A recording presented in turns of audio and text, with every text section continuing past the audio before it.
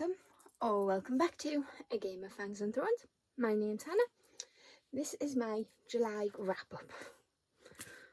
I know I said this for the August TBR, but where's this year gone? Where's the time going? But anyway, in July I read a total of 10 books, 8 of which I can talk about. 2 are for that secret project that I am nearly finished, I promise.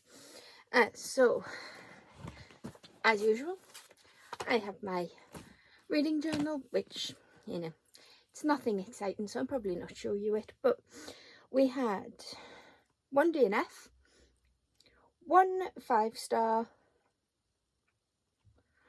4 4-stars, and 3, nope, that didn't work, 5 4-stars and 2 3-stars. There we go. I can't read my own writing. So we are just going to dive right in. So the first book, well, technically the second book I read, but the first book I'm talking about was Win, Lose, Kill, Died by Cynthia Murphy. This is a YA thriller set in the prestigious boarding school of Morton Academy. We follow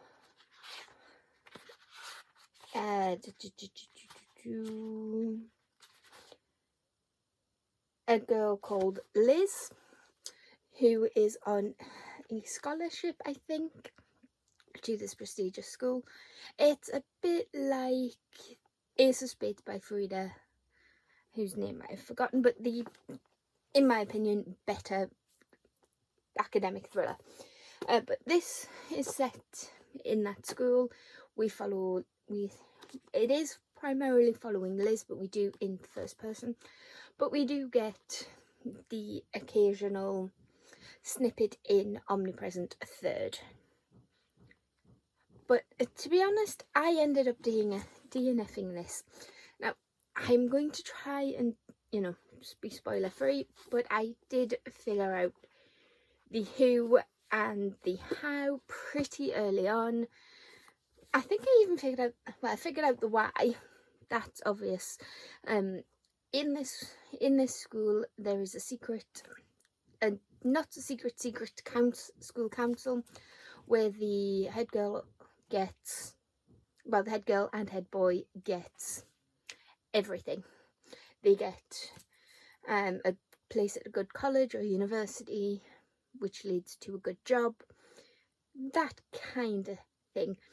So the head girls have been picked off. So obviously our killer wants the head girl position for the future prestige.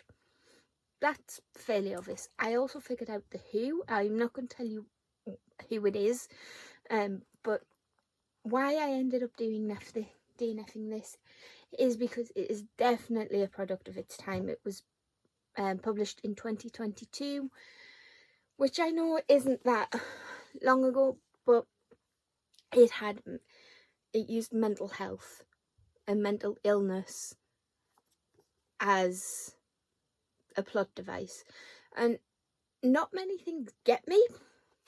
I'm not really sensitive to a lot of things, but this just hit that button. I ended up having to DNF. I struggled through and then ended up having to Google it to find out if mental health, dissociative identity, split personality dissociative identity disorder played into this, and it does. That's all I'm going to say. So unfortunately this was a DNF. I don't know. I feel bad because I do want to try things other than, my typical fantasy, but this just wasn't it. Then we went back to the fantasy. This was a 4-star, and it is Daughter of the Merciful Deep by Lesley Penelope. This follows Jane, who is functionally mute. When she was younger, she fell in the river. It's set in the south. I think it's the deep south of America. But and it is historical. I think it doesn't say when it is, but if you know about the drowned towns of South America, American South, sorry. It's following that. But basically, Jane is functionally mute. She lost her voice following an illness, escaping her first home before joining the haven that is Awanassa. But this town comes under threat from white landowners who want to flood that town for, I think it's to prevent further floods. I really enjoyed this. It was lyrical, and we don't hear me talking about that very often. But I gave the writing a 9 on Copile, so that'll tell you something. I did find the characters and the atmosphere a little bit lacking, but that could just be me because I don't have any experience with the American South, with these drowned towns, with these ghost towns. But it got 4 stars, and I probably will look at Leslie Penelope's other work, which is Monsters We Defy. Shout out to Sarah Cannon at Heart Breathings, who recommended this book, and yes, I agree. It is a beautifully written.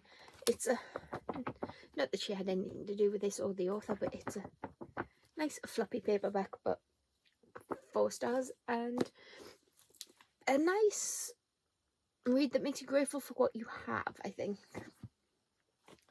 Then we have a Kindle book, which is The Bone Houses by Emily Lloyd-Jones. This gave me Welsh vibes. It was another 4 star. It's a bit of an older one. I mean, it was published in 2019. Oh, this is a new release. It was published in 2024. But The Bone Houses, it follows Rin, or Aderin, who is a undertaker. She's a gravedigger in her tiny little village, which gives me Welsh vibes.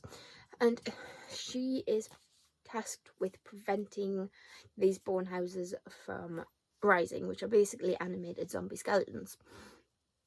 But lately, people, because of that risk of their dead rising, have been choosing to cremate their loved ones when they die, because there's less chance of them coming back. Makes sense. So that puts Rin and her brother and sister in a bit of a sticky situation. The farm and the graveyard are all they have, and they are being threatened with, because their sister is younger, she's being threatened with an orphanage. The 2 older ones, Rin and her brother, are being threatened with the workhouse. So when a map maker, a cartographer, comes from the big city, offering a reward to take them into the mountains where supposedly the magic cauldron that started the bone houses is being kept. Of course, she goes, yep, I'll take you for some money. What happens then is a beautifully haunting story of love, loss, and what a mother will do to protect her children, to see them again. That's all you're getting in terms of that. Now, I give this a 4 star. I'm not sure why I didn't love it, but there must have been something at the time. The goat. I love the goat. The dead goat. But anyway, the reveal, now that I think about it, knowing all the clues, was, yeah, that kind of makes sense. But reading it, I hadn't put everything together, so it felt a bit left field. But thinking back, yes, that one could probably do with a reread, and I'll probably see more and put more together. Don't know if it would change my rating, but it would be an enjoyable experience. Then we have The Dark Days Pact by Alison Goodman. This is the sequel to The Dark Days Club, which is Goodman's Regency fantasy foray, I want to say. It follows Lady Helen, who is the daughter of a disgraced noblewoman, and I can't really talk too much about this book with it being a sequel, but you have your Bridgerton-esque era with the rules, the ball being presented to Queen Charlotte, which I think actually did happen in real life. But within that, she meets the Lord Carlston, who was a bit of a rake, a bit of a dodgy character. I think there is a very slight familial connection, but I'm not sure. But basically, Lord Carlston introduces Helen to this world of reclaiming. Now, in this world, it's a very secret society, but the danger is very real. And we have demons. They have a specific name. Deceivers, that's it. Because they deceive. I mean, makes sense. And the Reclaimers are our demon hunters. So it's a bit Bridgerton meets Shadowhunters, but I think, dare I say, I think this one does it a little bit better. The setting just feels a bit more grounded and a bit more real. There's a little more historicalness about it. Maybe it's just with Bridgerton, everybody and their mother is on a Regency kick. Myself included, I'm not gonna lie. But I gave this 4 stars. It got 8 across the board on Corpel with a 9 for enjoyment. I just don't think I had that emotional connection to make it a 5-star for me. Not that there's anything wrong with 4 stars. Then we have a contemporary, I knew, Malibu Rising by Taylor Jenkins Reid. Now, she is an author that I'm loving. I read Daisy Jones and the Six, and that made me cry. I was hoping for the same emotional connection of this one, but it didn't do it. Maybe because I'm not interested in surfing. This is an 80s, set in the 80s, so it's historical, I guess. That makes me feel old because I was born in 94. This is set 11 years before I was born. It makes me feel old. Anyway, this follows the Reavers. Mick Reaver is the father. I thought he was a character in Daisy Jones and the Six, but nope, not this time. But it didn't take away that. It is told in multiple timelines, so we follow Mick and the kid's mother, whose name I've forgotten. It follows them, their love story, their inevitable crash and burn of that love story, because Mick is never satisfied with what he's got and he sleeps around. He is a crooner, I would say. And then his kids, Nina, Jay and Hood, who are only half brothers but have been raised near enough as twins, and then Kit. So it follows them in their timeline as they throw this massive party in Nina's beach house. Now, even though I did only give this a 4 stars, I would read any of these characters. I would read more of these characters, because I felt like we were only getting snapshots of each person. It felt like an introduction to the family. To me, it felt like there was set up for further books following these characters, but it worked. Because with you jumping around each person's head, you don't get bogged down too much by each little person's issues. Nina is a surfer and a supermodel, so there may be a slight trigger for disordered eating, so just be wary of that going in. And suicide, or suicide ideology. Just be very wary if those are sensitive topics for you. So Nina has gotten slowly used to the idea of selling her body for money to keep her family afloat. She had to take on the responsibility of being a mother figure, a parental role, and the sole breadwinner for her family very young. She dropped out of school and then ended up being a piece of meat, is what essentially. She sells her body in photos. That's what she feels. She has no agency over these photos, and they highly sexualize and focus on her femininity rather than the incredible surfer that she is. Jay has a health condition that he is worried about, focusing on his future career as a surfer. He is top of his game at the moment. He also falls in love with someone from a local cafe. Hood is the photographer, short for Hudson, and he deals with feelings of being less because he's only the half-brother. Not that they've ever treated him differently for that, but obviously that leaves a mark, being abandoned by, first of all, your birth mother and then your birth father. And raised by your stepmom. Obviously, it hasn't affected him in terms of love. He was loved and treated exactly the same as his siblings. Now, he falls in love with Jay's ex, as well as dealing with, but he seems like the most grounded of them all. And then Kit is, because she's the baby, I think she's dealing with feelings of being squashed, metaphorically, in her ambition, and she's also dealing with questions of her sexuality. Now, this all comes to a head in, well, this isn't a sequel because it's a secret, because it tells you at the bottom that on the back that the house goes up in flames. So there is a countdown element as well, which I enjoyed. So 4 stars. And I think I have the 7 husbands, so I will get to that as soon as possible. Then we have another sequel, Merciless Ones by Namina Fauna. I can read the back, but I don't want to. But basically, this got 4 stars again.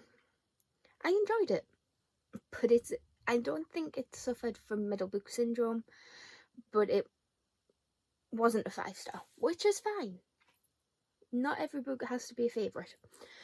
But in this world, it's a very, I wouldn't say Indian vibes. I don't know why, but it just gives me Indian, South African maybe, very black joy, focused, with lots of different villages believing different folklore and cultural traditions.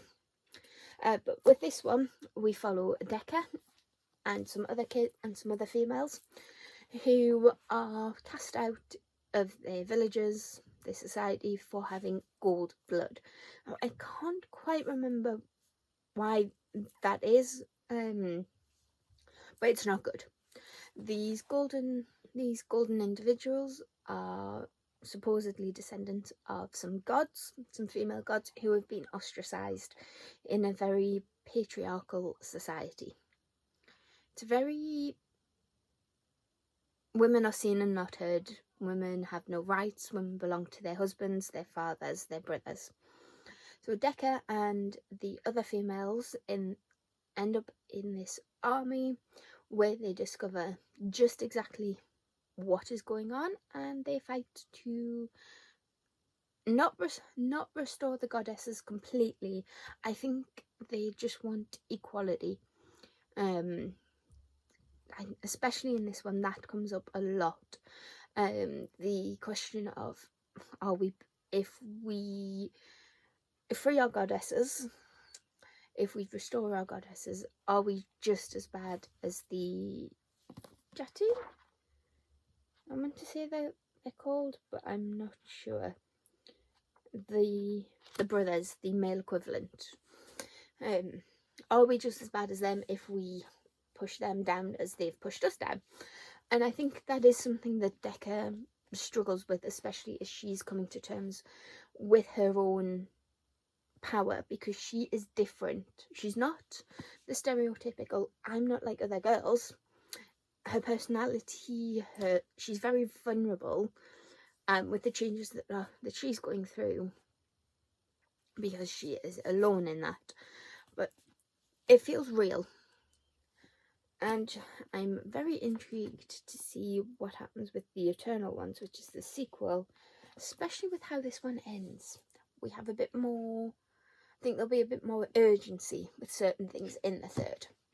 So that's a 4-star. And then we have my 5-star of the month, which is Half a Soul by Olivia Atwater.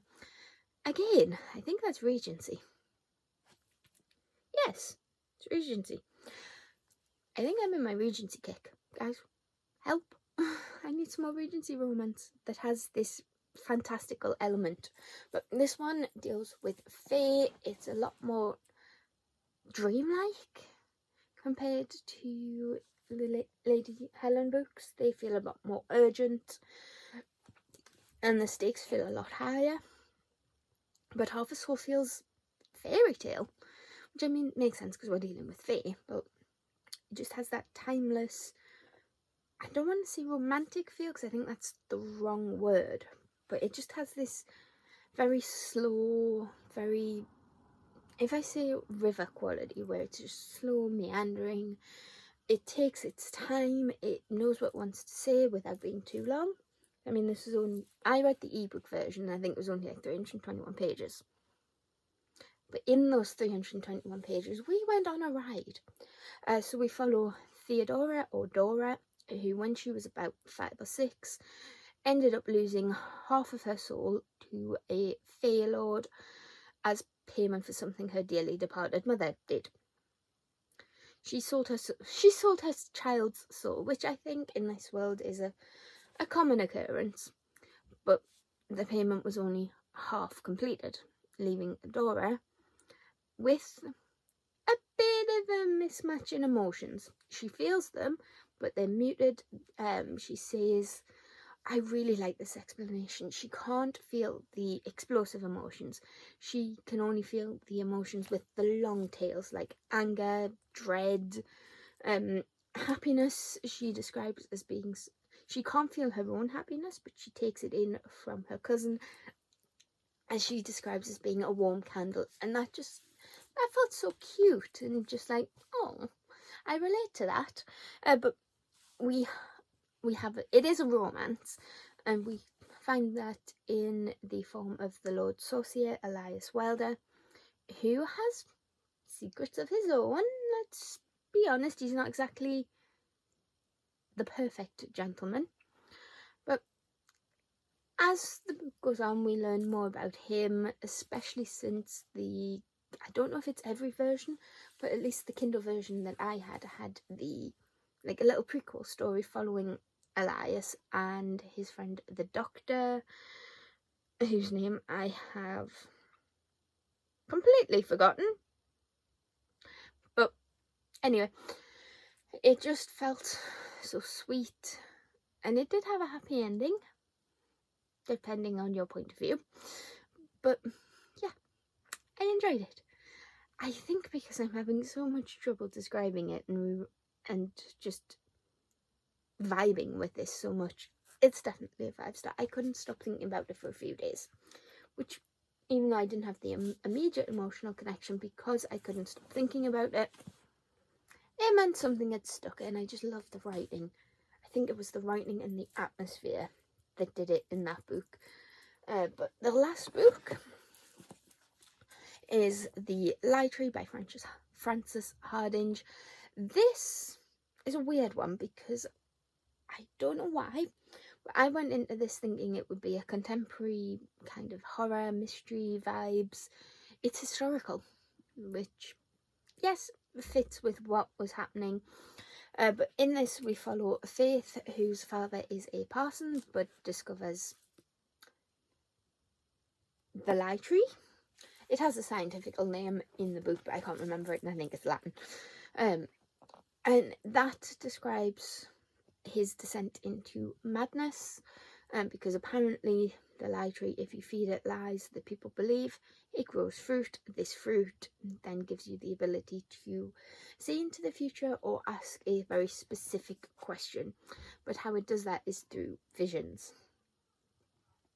But we start the book with Faith and her younger brother, who she ends up being like a nanny for.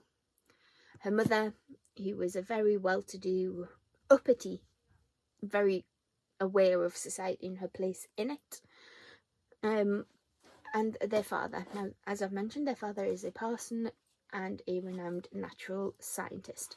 There is also Faith's uncle, who is her sister's brother, who is also a bit of a dabbler in the natural sciences.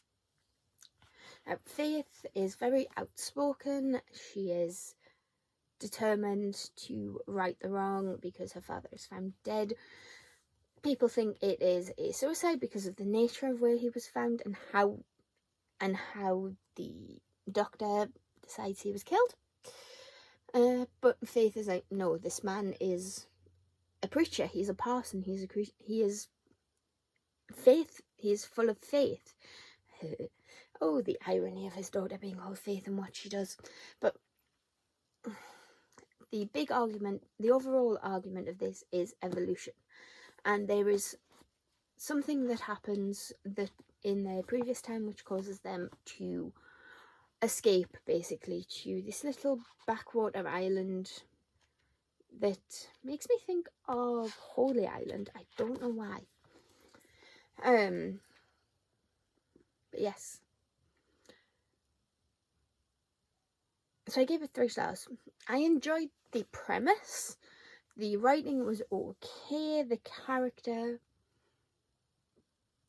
Faith was the only one who really felt fleshed out, and I didn't get a lot of it. I understand why certain characters did what they did because of the time, but I went into this, and maybe this is my fault, but I went into this for some reason thinking it would be a contemporary middle grade. I don't know why, but it's a historical mystery type YA, which I'm not mad about. I did enjoy it. It's just for some reason I thought it was something else. So this, including the ebook I read, was my July wrap up. Bit of a rambly one, but always surprised. I mean, get me talking about books and I'll go on forever. So I think we're doing well at half an hour. It's a bit of a long video, I apologise. Sorry, not sorry. But that's it. Comment down below if you agree, if you've read any of these books, if you think there's any sequels that I should get to sooner rather than later. Comment down below what your 5-star was, what your least favourite book of the month was, if you've read any of these, so just comment down below, give this video a like if you like it, and hit that subscribe button if you want to see this, talk about these, and I'll see you in the next one. Bye.